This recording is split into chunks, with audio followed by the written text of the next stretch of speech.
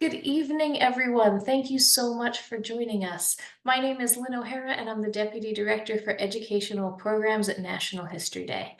I am thrilled to be here with some of my colleagues to work on the first of our live historian webinars, where we're focusing on the history of underrepresented service members as part of our Silent Heroes Untold Stories from the Korean War initiative. We are so grateful and thankful to the National Cemetery Administration for their work in supporting this project and believing so much in National History Day teachers and students. So before we get going today, we're going to go ahead and just talk about a few bits of housekeeping, some things that kind of keep us on track. So the first thing we need to do, Dr. Hammer, you get a chance, can you advance the slide for me, please? First thing you need to know, teachers. You are getting an email right now from Google Classroom telling you that your webinar is late.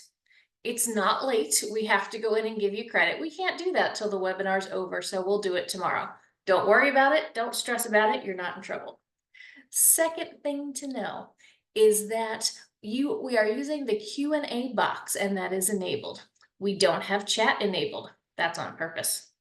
We also have live captioning going. We know that that's very helpful for some people. If you find it distracting, just go ahead and hit the little CC button and it'll turn it off for you, but it'll keep it on for other people for whom it's helpful. At the end, we'll post the survey for attendance credit. Teachers, you need to complete the survey. Students, that's at your discretion. If you complete it, we'll let your teacher know that you did complete it. The slides and the video link will be posted tomorrow to Google Classroom. So don't worry about like, hey, can I get a copy of that image? I think that's great. I want to use it. We're going to share everything. Your goal this week is to wrap up your research on life before the war. Teachers, sometime between now and the end of the day on Friday, go ahead and when you're finished, hit that mark as done button. That lets your research mentors know that you're good to go. Also, look for an email on Friday when we launch Module 3, where we're going to focus on the home front. All right, that's a lot of details, but you don't want to listen to me tonight. What I'm going to do very, very quickly is introduce Dr. Melnick from the National Cemetery Administration. He's going to say hello and welcome us, and then he'll turn things over to Dr. Hamner to get rolling. Well, hello and welcome. I apologize that I cannot get the video to work tonight on Zoom, but I think like everybody else here, I'm really eager to listen to Dr. Christopher Hamner talk about the lives and experiences of some of these underrepresented soldiers, sailors, airmen, and Marines who served during the Korean War, and Coast Guardsmen. Don't let me forget the Coast Guard.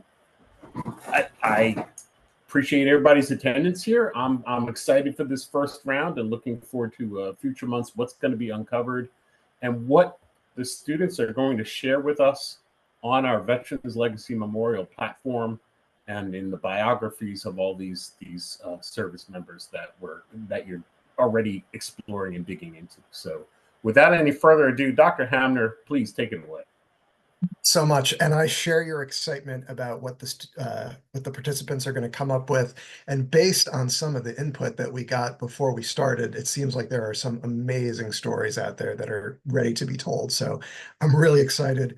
I'm so eager and thrilled to be part of this project, working with National History Day and the NCA. I'm grateful to the opportunity. Mostly, I'm grateful to you all in the audience for signing up for the program, for taking a little bit of time out of a busy week to learn a little bit more about background and context of the Korean conflict in the middle of the 20th century.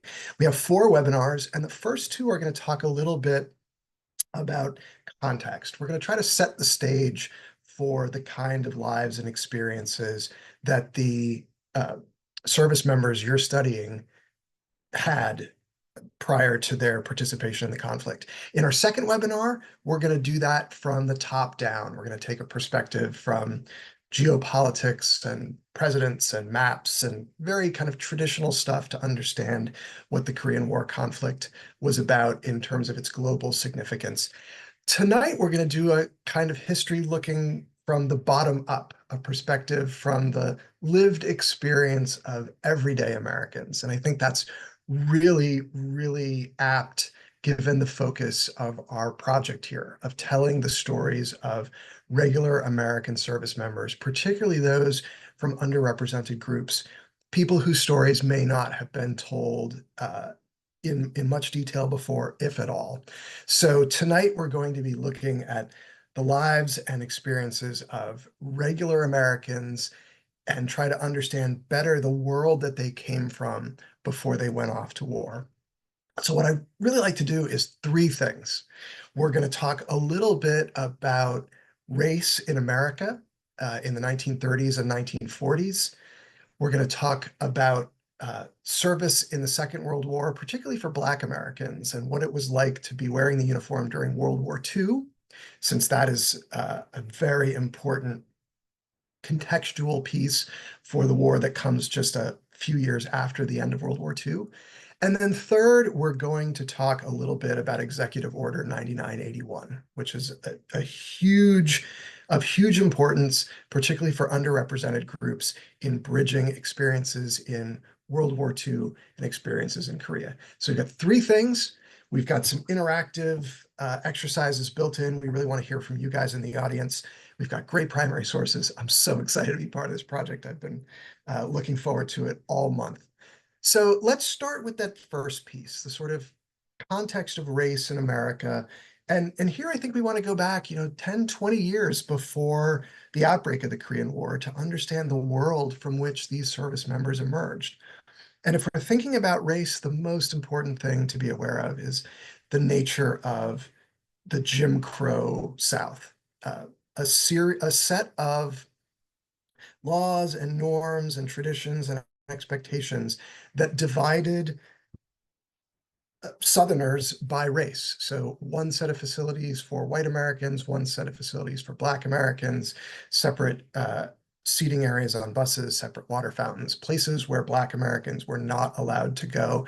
And if you've taken any high school history classes, you're probably familiar with pictures like these. They are everywhere in the South in the first half of the 20th century. And that Jim Crow system is propped up by two things. There is a legal component. There are laws on the books that are enforced by the court system that keep the separation of the races in place. And then there is a brutal and violent, informal, extra-legal system of lynching in which violent mobs, often terror groups like the Ku Klux Klan, target specific people for murder, often like very public and visible murders, in order to punish people for these perceived transgressions. If someone was breaking some of the understood rules of Jim Crow segregation, and also to send a message to other people who might be thinking about challenging Jim Crow. So we have a legal set of supports on one hand, and then an extra legal set of supports on the other hand. And the story of lynching violence and mob murder is a really important piece of this part of American history. The picture you see on the lower right is the NAACP headquarters. Every day that a lynching was reported, they would fly that flag outside of their headquarters in New York City. And there are, I think, 4,800 murders from the late 19th century into the early 20th century. So this is an epidemic that's happening. And the ultimate impact of the Jim Crow South and these both legal and violent ways of policing it is to create an America in which, at least in the Southeast and in many other places, the races are kept very clearly apart. It's a system that looks not unlike the apartheid system in South Africa in the middle of the 20th century. So very clear lines of demarcation and very large sets of things that Black Americans cannot do, places they cannot go, cannot work. And this is a system that had been in place since the end of the Civil War, and if we think about before the end of slavery, for hundreds of years, a two-tier system of citizenship. And that had just been a fact of life for the 1920s and 1930s. And then it runs headlong into the American experience in World War II. So in December 1941, Japanese bomb Pearl Harbor, the United States will enter the Second World War. And in talking to American citizens and explaining what the country is going to war for, the government talks about ideology, these abstract concepts and values that Americans stand up and defend. Freedom of speech, freedom of worship, freedom from want, freedom from fear. There is an entire set of government offices that are built to push these messages out to the public in the form of films, propaganda posters, pamphlets, news shorts, and to drive home the idea that Americans are fighting not for conquest, not to take over other parts of the world, but they are fighting for principles, liberty, equality, freedom. And you'll see this repeated over and over in the poster campaigns of the Second World War. And there's one real problem, although there's a lot of truth to the idea that Americans are fighting for freedom and liberty and equality. But this idea of fighting for these high-minded ideals runs directly into the experience of a lot of Black Americans who are not living in a country that feels like it epitomizes those ideals. This is the great Black American poet Langston Hughes, and I've put up his short poem From Beaumont to Detroit, which is a 1943 poem that he wrote. I was an English major in college, so I love kind of digging into poems. And this is going to be our first interactive exercise. So you've got the poem there, it's 8 stanzas long. And I want you to just take a few seconds and think about what words or ideas jump out and get you. You don't have to think about it too long. Anything that kind of grabs your attention, makes you go, makes you pull back. Slowing down and just noticing things is one of the really important historical thinking skills. So we've got the poem here. I can read it out loud, or you can read it to yourselves. And I will ask Ms. O'Hara to tell me what's jumping out to her as you guys are entering your observations into the Q&A box. No, I think there's a lot of interesting things in here. I also love how we're using literature and poetry as a way to supplement. It's not just military history. Life is much more complicated. What stood out to me when I first saw it is the term Jim Crowing. So using a noun as a verb, that's what jumped out to me. Looks like we've got some other people posting some answers. Looks like other people were caught in the Jim Crow. That caught other people's attention as well. The mention about before Hitler rose to power. Ooh, okay, Yes. that's interesting. Yeah. What other things? What's jumping out at you? Just go ahead in the Q&A box and give us the word or the idea. Let's see. Riots and mobs. Also using democracy as a verb is posted here. Mhm. The connection to hate. Fighting for democracy, but democracy doesn't include me. Oh, I love that stanza. Mhm. Abrupt capitalization of Jim Crow and Hitler. That's a great one. And Langston Hughes in this poem and others does some interesting things with capitalization, I think, to draw our attention to different places. So that third stanza where he purposely decapitalizes or puts in lowercase Hitler and Ku Klux Klan stands out a little bit. It slows you down for a second. Let's see, some other ideas. Comparing Hitler and the KKK. Yeah. Taking lessons from the KKK. The not only capitalization, but also lack of capitalization of certain people, kind of in an opposite. Yeah, and that really kind of sets up that last line, which is in all caps, so that because he's kind of, lulled us a little bit into expecting lowercase, it delivers even more punch in the last sentence of the last stanza and the still in the fifth stanza. We have another participant that noted Langston Hughes. They use him a lot in their humanities class, and they hadn't seen this one yet. So it's an exciting find for that person. Great. Langston Hughes was just a supremely gifted American poet, and I'm really delighted that you're exploring him in your humanities class. And I think it's interesting sometimes what they decide to anthologize and include and what they leave out. This poem strikes me as incredibly powerful and incredibly relevant for a lot of the reasons that you all have pointed out. He's talking very directly about what the government or white America is saying makes Hitler and Mussolini, the Germans and the Italians so awful, and then pointing out that the white America is doing the same thing to Black Americans. That third stanza, you tell me that Hitler is a mighty bad man. I guess he took lessons from the Ku Klux Klan. And there's this sense of, I think, disillusionment and, anger in a fighting for democracy, then why don't democracy include me?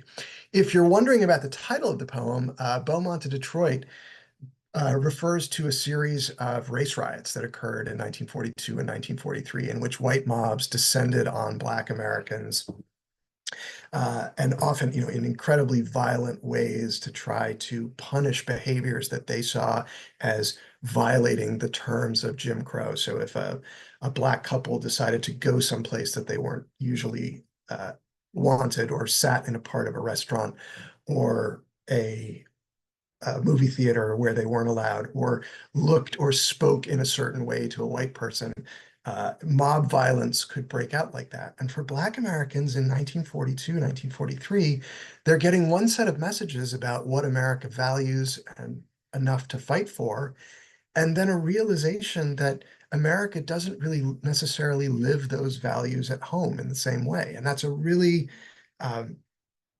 a really dissonant message. And this is on display right at home in North America. So for reasons we'll talk about in just a second, a lot of the Black soldiers who serve in World War II wind up in the military police, the MPs. And MPs are like the security guard and the police force of the military.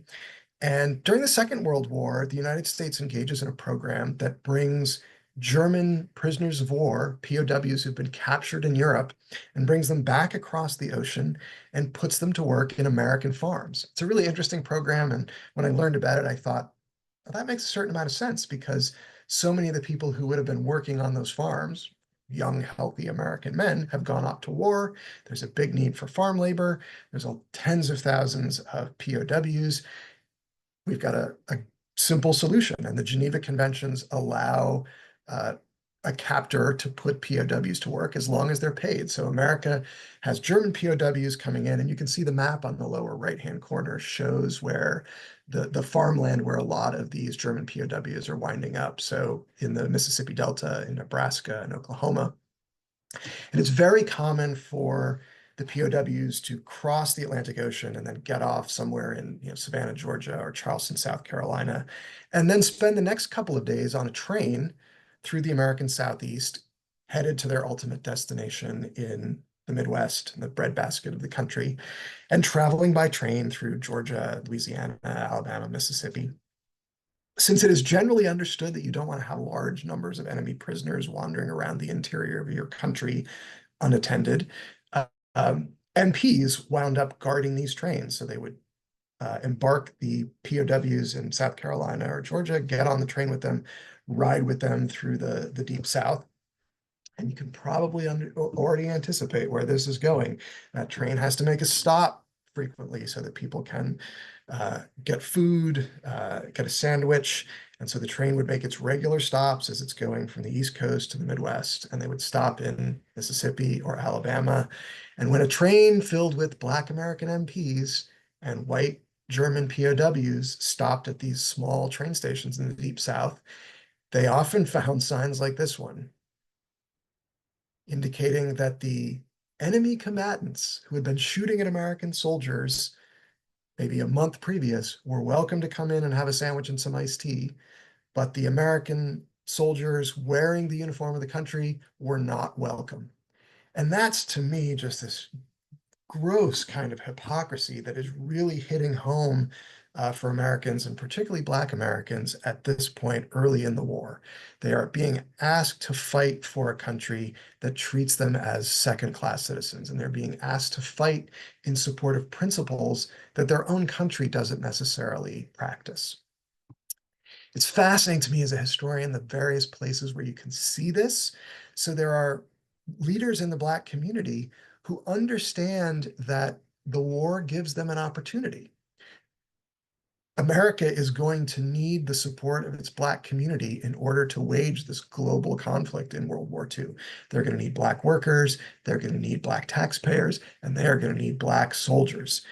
And here we've got a great letter from the African-American leader and historian W.E.B. Du Bois, writing in 1940 to the head of the Selective Service in 1940, and reminding him that in the previous conflict, World War I, Blacks had been called to serve and they had not been treated very well. And Du Bois points out, you're going to need Black help again, and we expect that it is going to be on equal terms. So here's Du Bois writing the head of the Selective Service, and he has enough influence that the head of the Selective Service writes him back and tries to reassure him, because he knows that Du Bois is right.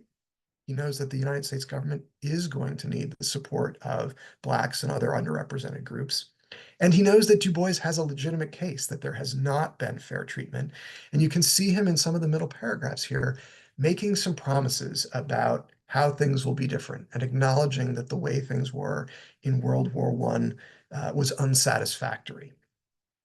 This is a spring of 1941 letter from A. Philip Randolph, who's the head of the Brotherhood of Sleeping Car Porters and an incredibly important figure in both the Black community and the labor movement. Again, realizing that there is an opportunity here, that an America that is putting itself on a war footing is going to need the support of its Black citizens, and proposing that they make a march on Washington, D.C. to ensure that federal hiring practices and federal spending is shared equally with the Black community and the white community. And just the proposal of this kind of march is powerful enough that they're able to get a lot of concessions. Franklin Delano Roosevelt's government understands that these grievances are legitimate, that it is bad politics to have the kind of hypocrisy of the United States at this moment put on the front page, and quietly work to meet at least halfway on some of the complaints that these Black leaders are leveling. And all of this is happening, behind the scenes, private correspondence going back and forth between members of the Roosevelt administration and various leaders in the Black community. Some of it is happening publicly. And so here we've got another great primary source. I'm going to give you a transcribed version of it in just a second, but I wanted everybody to see what it looked like when it originally ran in a 1942 newspaper. This is a letter that a young man named James Thompson wrote to the editor of the Pittsburgh Courier. And this is in January of 1942. So the United States has been at war for about 1 month. And Thompson has written a letter that runs in the Pittsburgh paper. This feels like a great opportunity to do a little bit more audience participation. I've kind of compressed a few of the paragraphs here, but he makes a very interesting and I think really persuasive case here about how Black Americans might treat service in World War II, or might think about World War II in terms of their own struggle for equal treatment. So I just want to ask you to practice the exact same habit of noticing things. So read a little bit and make a little notation if an idea or some language or a phrase really stands out to you. And I'll get Ms. O'Hara's feedback first as you guys are typing yours into the Q&A box. I think the Pittsburgh Courier is such an interesting source. We don't necessarily pay as much attention to different newspapers. So African-American newspaper, in this case, there's a lot still into the 20th century of immigrant newspapers in different languages. So Polish newspapers in Chicago and the like. And I think they're really interesting sources. I know we're giving everybody just a minute to read at least a little part, but is there a word or a phrase or an idea that's kind of popping out at you? I'll throw out I this. love. I was just going to thank you for mentioning, like, this is one of the Black newspapers in America, and many cities have them: the Pittsburgh Courier, the Sacramento Bee, the Chicago Defender. And these are newspapers that are run by Black editors that have a Black staff of journalists. They report national news, but they also report issues that are speak deeply to Black communities. And often they're the kinds of stories that the white news isn't covering adequately, either because the white papers aren't aware of them or they're actively trying to suppress unpleasant things. And so there's a fascinating kind of parallel story going on. We've got some comments in the chat now or in the Q&A. One participant noted double V for fascism abroad and racism at home. Another person mentioned the phrase half American really stands out along with the questions that follow and the desire to fight for true democracy. Absolutely. Those are two great catches. And I love that somebody noted the reference to the double V. I'll talk about that a little bit more in just a second. Yeah, these are great, great catches. The half American is terrific.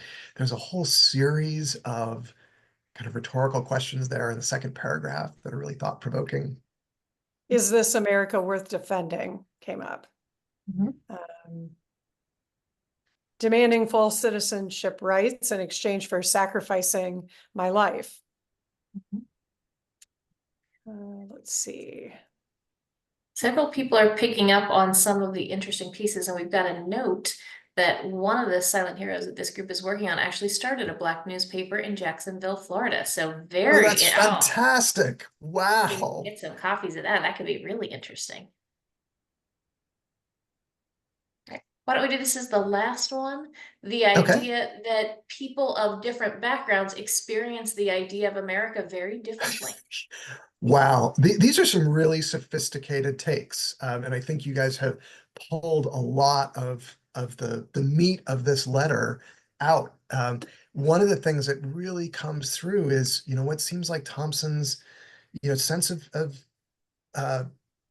being tortured a little bit, like pulled in different directions, being asked to fight for America. How much can I be asked to do for a country that treats me only half America? And the person who mentioned the double V reference in the fourth paragraph, that the V for victory sign had by 1942 become ubiquitous in a lot of the Allied countries. I think it starts in Great Britain, putting up V for victory, and Americans started adopting it in 1942. And here we've got Thompson saying that Black Americans should adopt the double V campaign for a double victory. The first V for victory over our enemies from without, the second V for victory over our enemies from within. And you might be aware from your history classes in school that the double V campaign becomes a kind of rallying cry for Black Americans.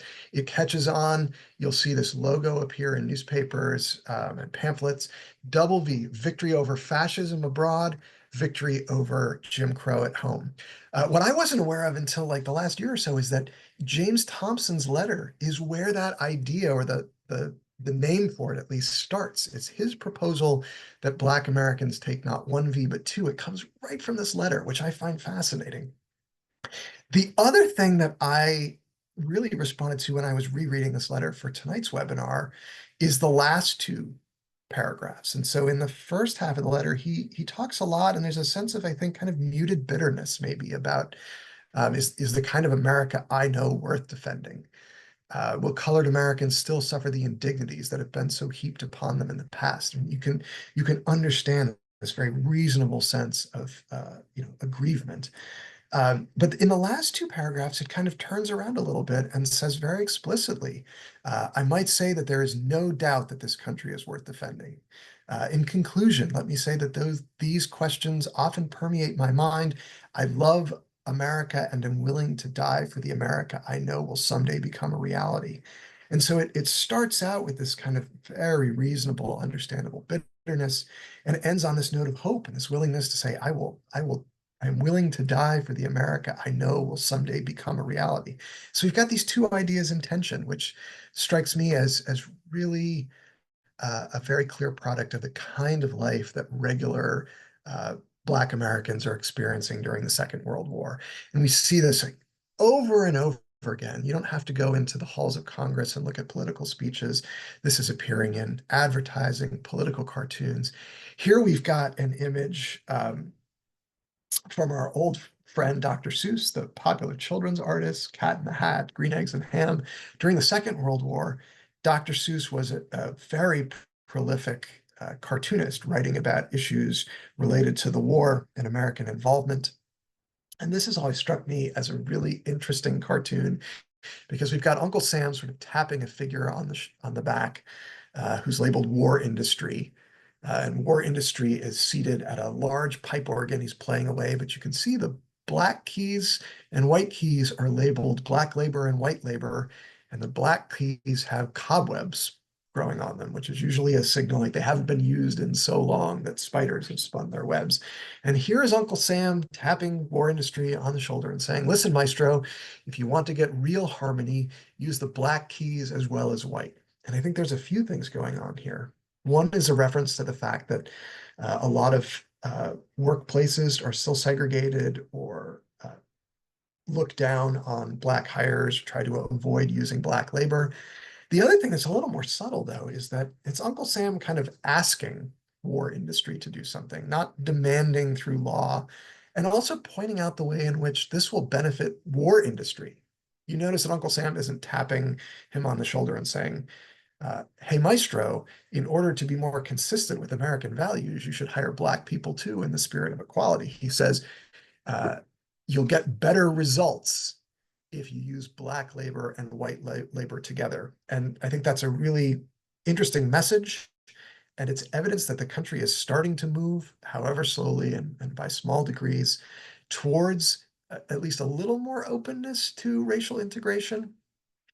But the fact that there's an audience for this cartoon also suggests to me that there's some reluctance to it, that there are a lot of white Americans who don't want to see big changes in the way the country has been arranged to date. We'll see all sorts of references in propaganda posters and public campaigns about the need for Blacks to participate, whether it's as uniformed service members or whether it's working in a factory or for a war industry. There are a relatively smaller proportion of these posters that feature Black faces, but they're often talking about pride and patriotism and making a case for members of the Black community to participate in this war, even if the country that they are going to serve does not in that particular moment treat them as full equals. This is a really fascinating poster that makes use of a real person. In this case, it's a man named Obi Bartlett who had been seriously wounded at Pearl Harbor and lost his left arm, but has gone back to work, again, supporting the war effort. And I think he's being held up as an exemplar for the members of the Black community, as here is someone whose love for country is so great that he is still willing to serve, even though he has lost an arm. And that's kind of aspirational. So that's the context that a lot of Black Americans are encountering in the 1940s when it comes to race in the United States. I want to shift our focus a little bit to our second thing and talk about Black service in World War II, since many of those experiences are going to go on to influence the experiences that your soldiers have during the Korean conflict. And in fact, in more than a few cases, the silent heroes that you're tracking are World War II service era as well. So they had gone off to war in the World War II Army and then either stayed in or become reactivated for the Korean conflict. So there's a complete understanding of what they're experiencing, I think, requires us to dig a little bit more deeply into the World War II war effort. And for me, a couple things stand out. The first is that Americans who serve in the World War II American Armed Forces are going to be serving in a segregated army. There are no units that have Black privates and white privates standing side by side. So there will be all Black regiments and mostly all white regiments and divisions. But the sort of traditions of Jim Crow run so deeply through the United States at this point that it seems to make sense to most white people in positions of power that the army can only function if it's Black soldiers and white soldiers, and in certain cases it's Japanese American soldiers, are all kept separately in units. So that's one thing that stands out. And then the second thing that stands out is the fact that by and large, Black soldiers will not be allowed to serve in combat units. So what are called the combat arms, that's the infantry, armor, and artillery, the kinds of soldiers that do the fighting on the front lines. With a few exceptions, those will be all white units. So Black soldiers will be called to serve, but rather than be allowed to fight in the frontline combat units, they will be put in positions that are called combat support and combat support services, providing all of the things that the combat units on the front lines need. So driving trucks, unloading ships, what we call logistics, making sure that the combat units are supplied.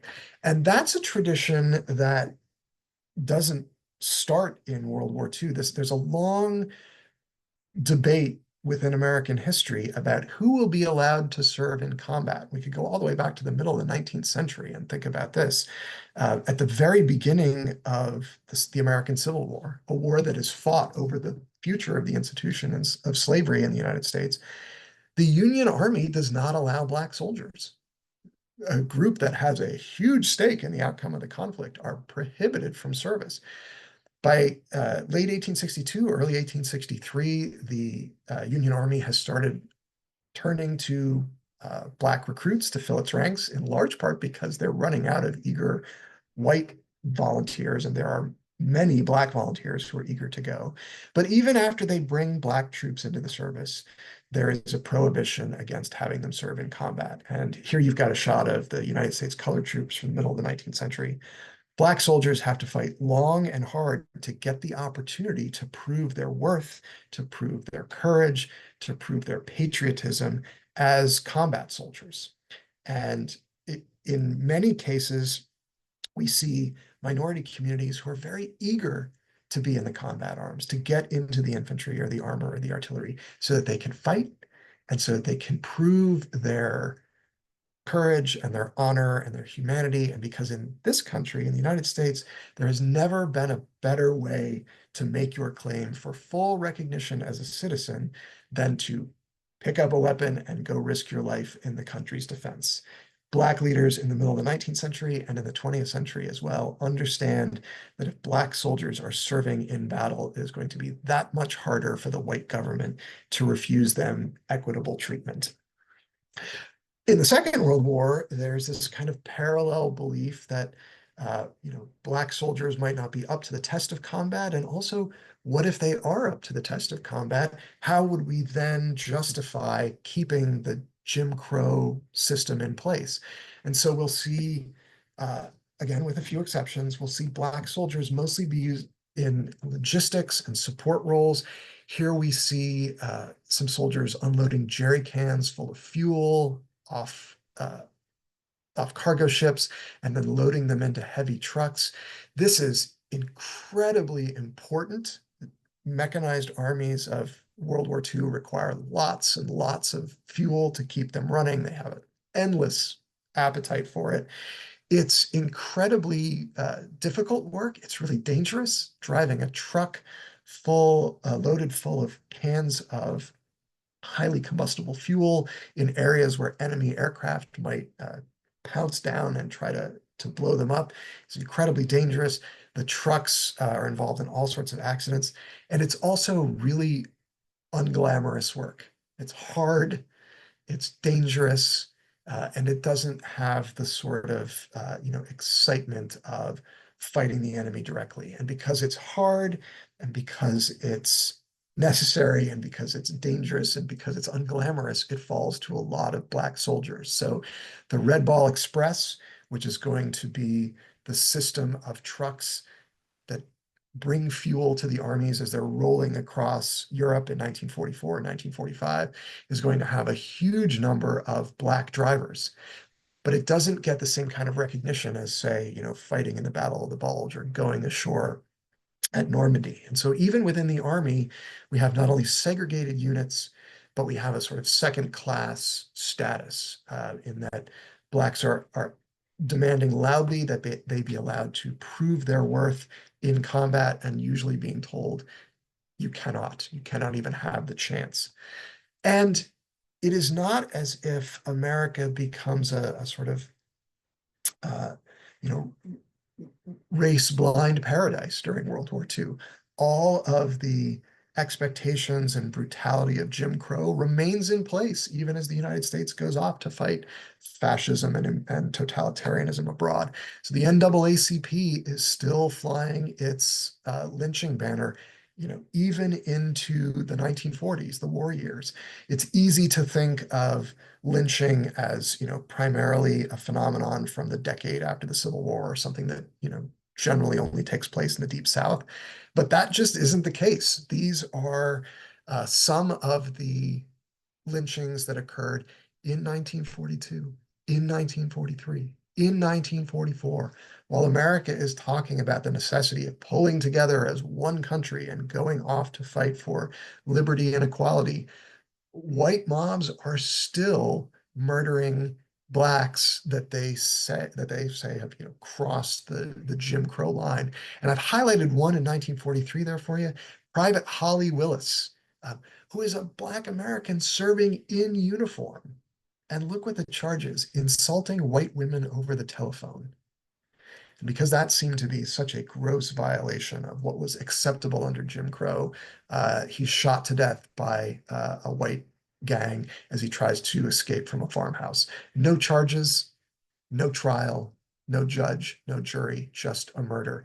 This is happening 2 years into World War II, and in this case, it's happening to someone who is wearing the uniform of the country.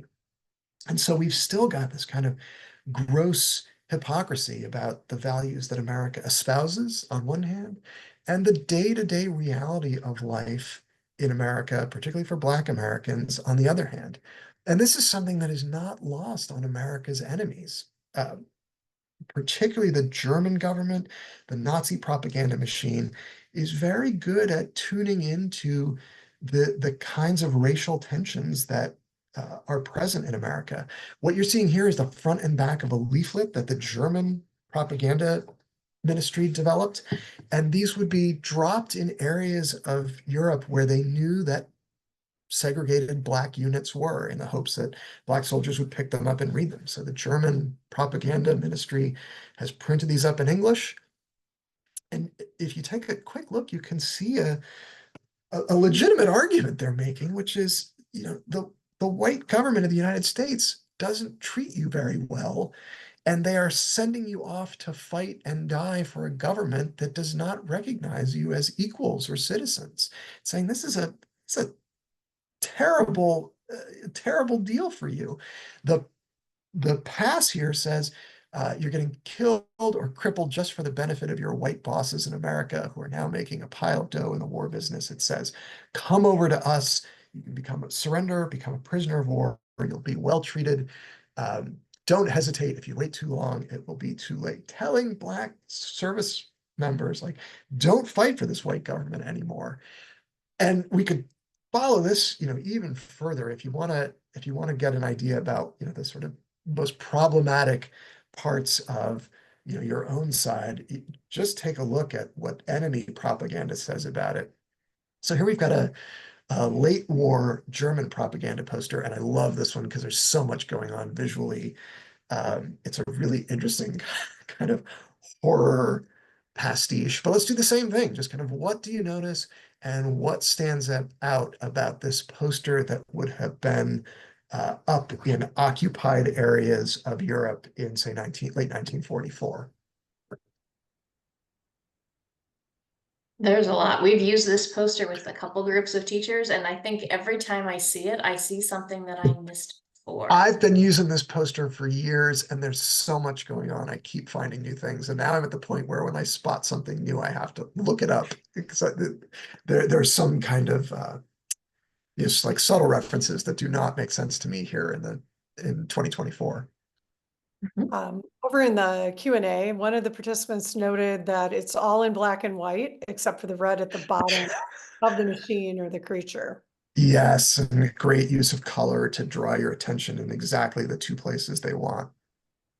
Somebody else said the KKK and Nazis are the liberators. Another asked a question, why is his abdomen a drum? Mhm. Somebody also noted that the American flag is in color. Uh-huh. Oh, I didn't even notice that. Someone else noted the Statue of Liberty in the south left. Great catch. Someone raised the question, are those religious buildings being crushed? They sure are. Great observations. And let me just kind of fill in a little bit of the context here. I think what the Nazi poster is riffing on here is this idea that the American military, the American government, America itself presents itself as liberators. Very much in line with that American poster, Americans will always fight for liberty. And that they're saying, oh, we're the good guys, we're liberating these areas of occupied Europe. And the Nazi poster is pointing out all of the awful things that America represents. So like the Klan, if you look at the body of the monster, it's Black people in a bird cage.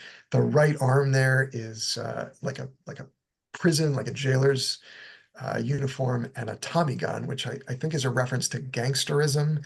There's a jazz record in that upper right arm. The kind of arm that's holding the money bag and a boxing glove is reference to kind of unfettered capitalism. There's a Star of David hanging down at a banner, like a loincloth. It's got a bomb as its left leg, and you're exactly right. Those are religious buildings that are being pounded into rubble. And I think what this is designed to do is kind of promote outrage that the Americans who present themselves as liberators are actually this horrific monster that treats its own people poorly and has mongrelized the races. And there's a lynching noose hanging off one of the right arms. It's saying like the people who say that they are liberators are actually, deeply, deeply morally compromised.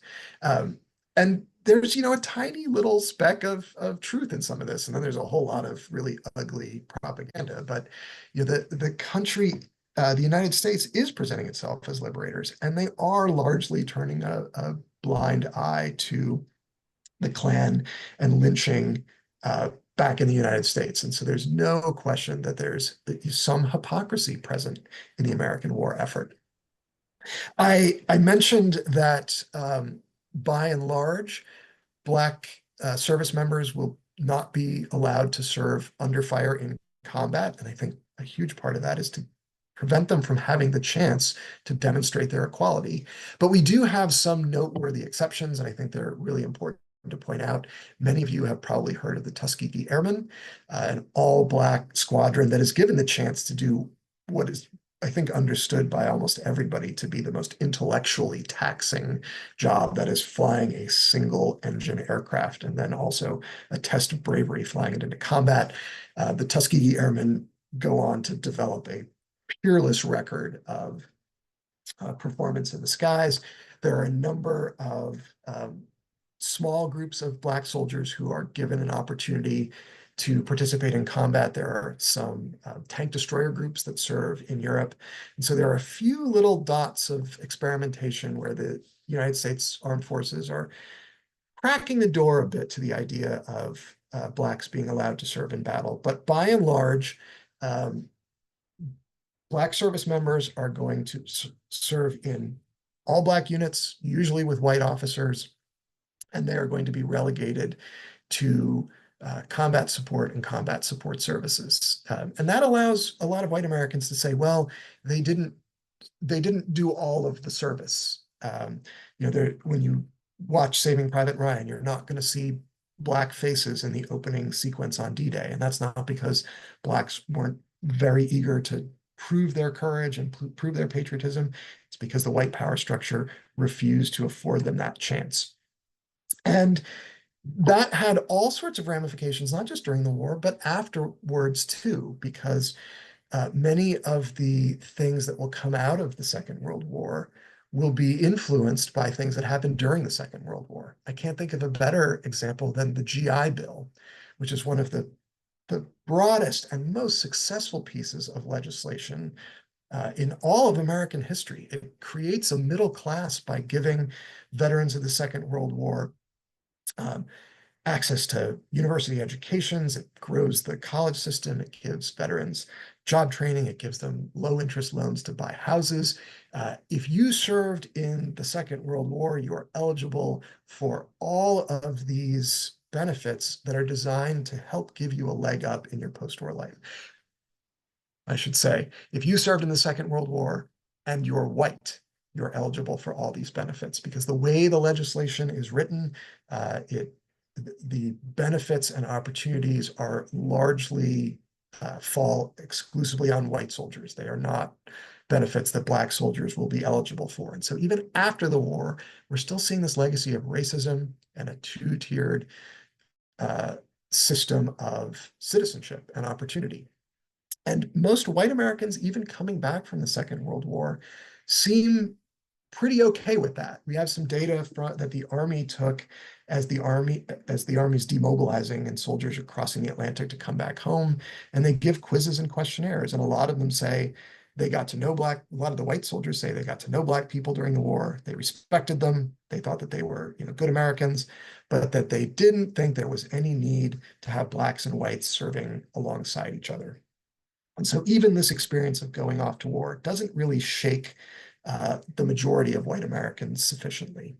And things might have stayed that way, for years or decades, except for some very high profile and disturbing events that occur in the years just after the Second World War. So in July of 1946, there is a lynching at Murphy's Ford in Georgia, where 4 Blacks are targeted by a white mob and murdered. And you can see this FBI poster that's offering a $12,500 reward for information. That is a lot of money in the 1940s, $12,500 for information about the white mob that perpetrated these murders. These are 2 of the caskets. It was actually 2 Black couples.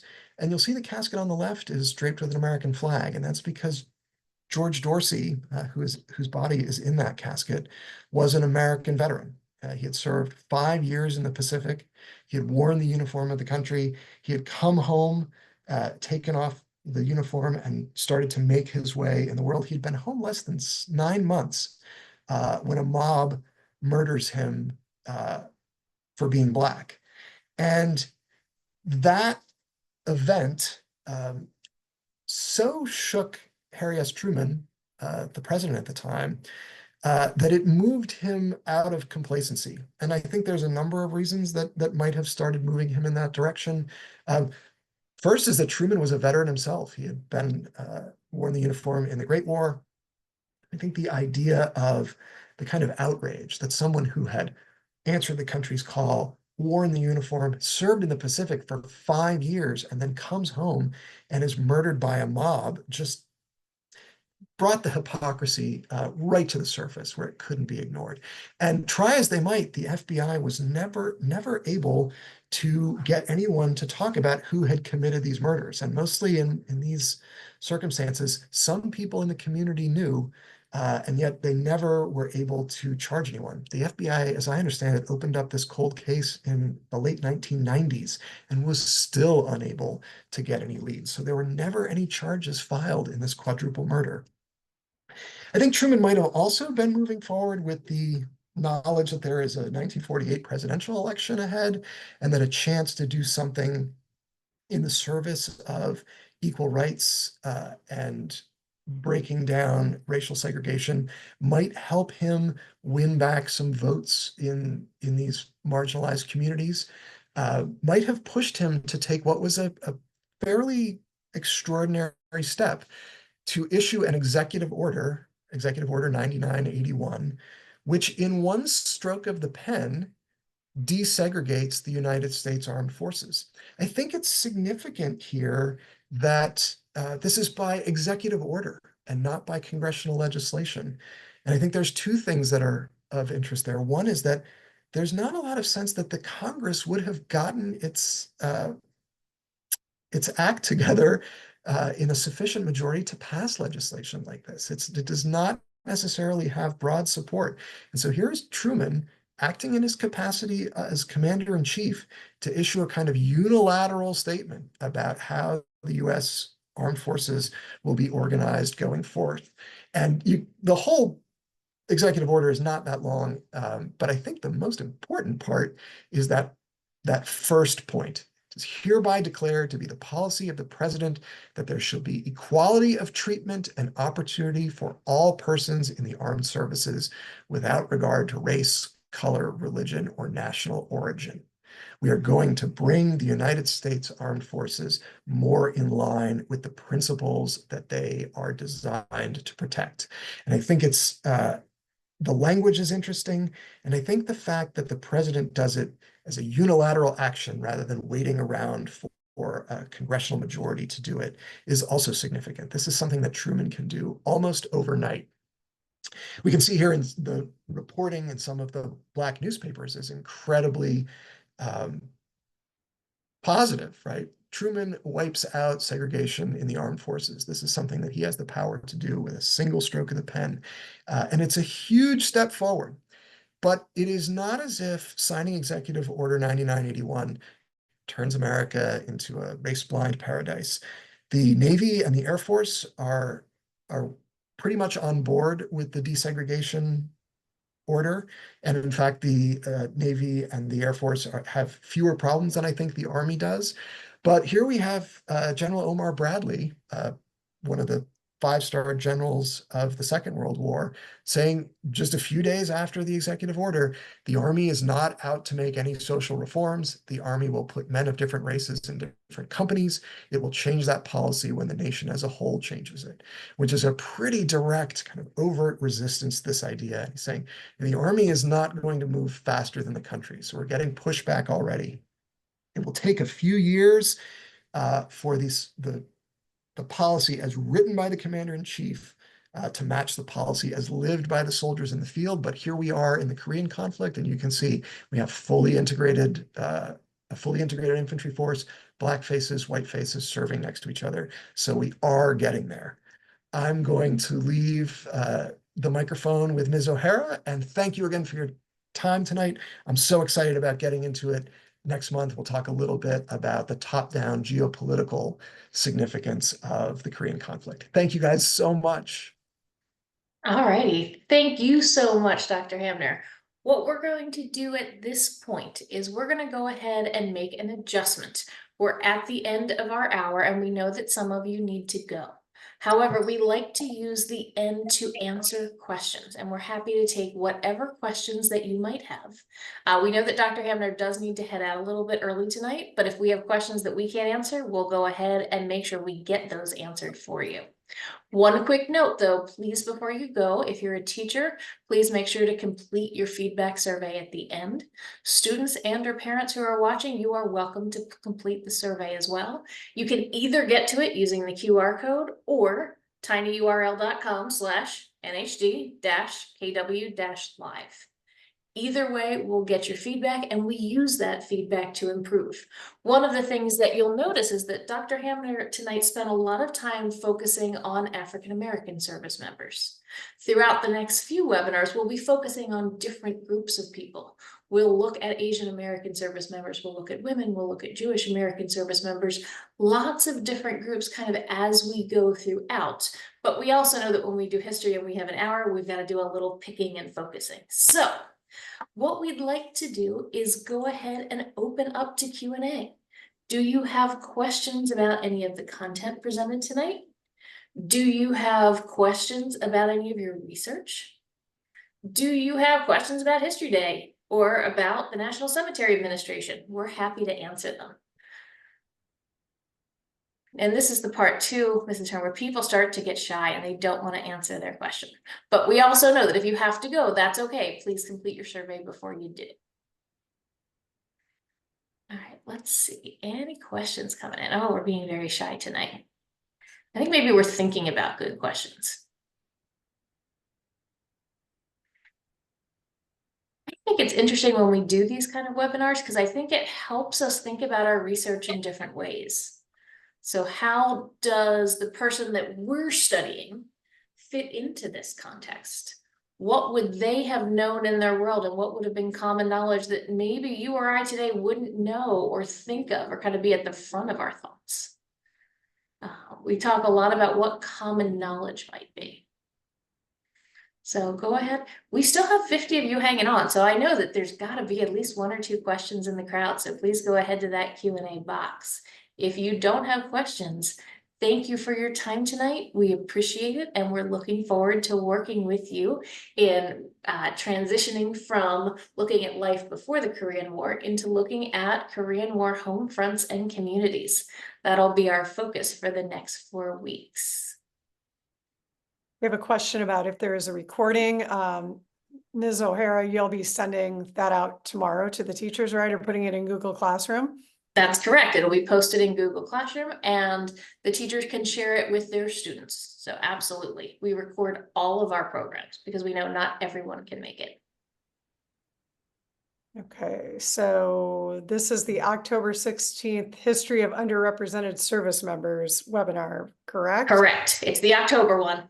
Definitely Yep. check that, and then you give us your feedback, because that feedback's important. We take ideas, we read everything, and then we go ahead and check.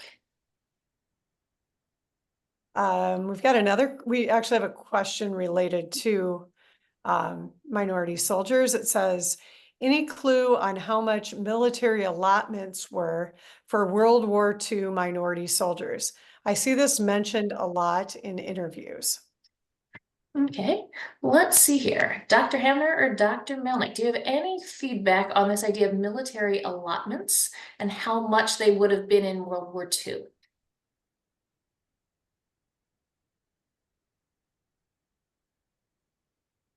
I'm trying to think of what the context this might be. Are we talking about, the draft and the number of soldiers from particular minority groups that would have been drafted? Is that the context we're talking about here? Because this is not ringing a bell. I'm thinking from the feedback, this has something to do with pay, because there's veterans mentioned as helping their family, sending allotments home. So do we have any response? And if we're not sure, that's okay. We'll look it up, because I'll be honest, the thing you learn about history is that the more you learn, the more you realize you don't know. But that's definitely we can look up and get back to you on. Right. I mean, soldiers could elect to send allotments back to the wife, to their parents, or what have you. But that was generally at the discretion of the soldier, sailor, airman, marine.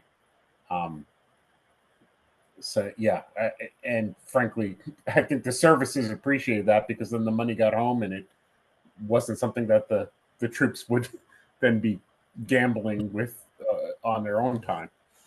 Got it. So that would have been set by an individual service member. So let's say they got paid $100, they would have the choice to send 50 of it home and keep 50 of it.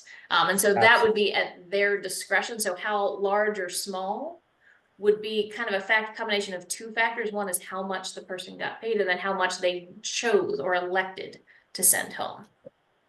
I'm almost wondering if the person is wondering whether or not like minority soldiers received a different allotment than the white soldiers, kind of similar to maybe like during the Civil War or other conflicts. I'm not sure, but I'm wondering if that's what they're getting at. That's a good question. I would have to research the answer to that question. So why don't we do that? One of the things that we tend to do is we'll put some frequently asked questions into Google Classroom. So let us check the facts on that, and we will go ahead and get back to the whole group, because the teachers can check those and then share that information with their students. All right, great. Is there anybody else sitting here, any students or teachers who have any other questions? If not, we're at the end of our hour. So thank you for your time. Thank you for your effort, and a huge thank you to the National Cemetery Administration for your support of this program. We'll give it just another minute, just in case anybody's typing into a question before we close it out. We do have a question. How long did the webinar go for? It went for an hour. Typically, we go for about an hour and then do Q&A. So something like that lasts 5 minutes. Sometimes it lasts half an hour. Just depends on what everybody has to say.